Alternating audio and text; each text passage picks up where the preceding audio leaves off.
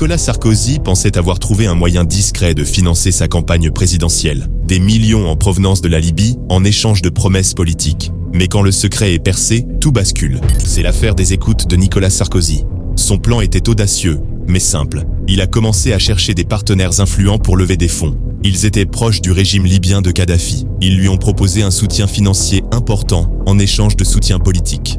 Nicolas Sarkozy, bien que conscient des risques, a accepté l'offre. Les fonds ont commencé à arriver sous forme de virements et de donations.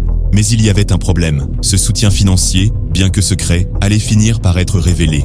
Une source anonyme a envoyé des documents sensibles à la presse, révélant les paiements secrets entre le régime de Kadhafi et l'équipe de Sarkozy. Pendant plusieurs mois, Sarkozy a nié avoir reçu de l'argent de Kadhafi. Il affirmait que tout était une invention. Cependant, les enquêtes ont mis à jour des preuves accablantes, des documents bancaires, des témoignages et des enregistrements.